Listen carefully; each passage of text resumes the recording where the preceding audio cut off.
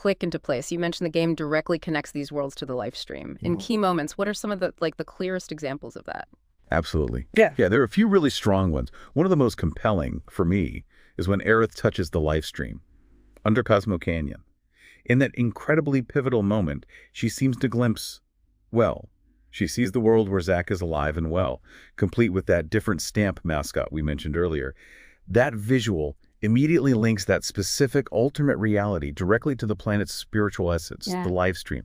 It's a powerful, almost unmistakable cue. These worlds aren't just floating out there somewhere separate. They're intrinsically connected. Right. And then you have Aerith herself taking Cloud into one of these alternate worlds, and she just describes it as her dream. She says, we could call it a homecoming or homeward bound, maybe. Let's just call it a dream. My dream, to be precise. Yeah. So if these are just dreams, what kind of worlds are we actually talking about here? What does that even mean? That's the critical question, isn't it? And interestingly, an NPC in Cosmo Canyon actually offers a really powerful hint, helps us understand this. They describe a spiritual post-death experience, and they say it's made up of a combination of real memories and memories of dreams.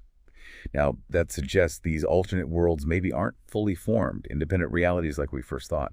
Instead, they might be fragmented, maybe even inaccurate, tied to individual perspectives, and possibly even taking place after death in some cases. Think of them less as parallel universes and more like deeply personal, life stream infused recollections or aspirations. So like a plane of existence where personal memory and hopes are the building blocks, not physics. It's a fascinating idea. But what makes you so confident this isn't just, compelling fan theory? Is there more concrete stuff? Well, it is compelling, but it's more than just speculation, I think. This interpretation aligns remarkably well with what characters like Zack and Biggs experience in their so-called alternate world.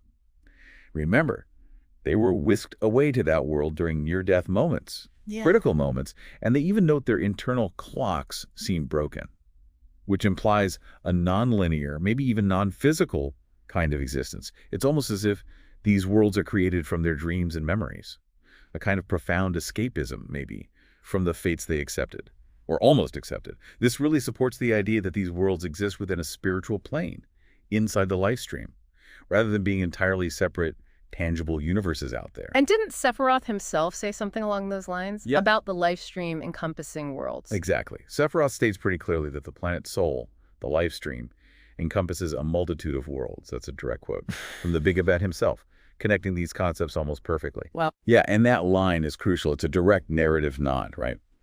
But beyond the in-game dialogue, our deep dive for this session revealed something maybe even more significant, a direct nudge from the creators themselves.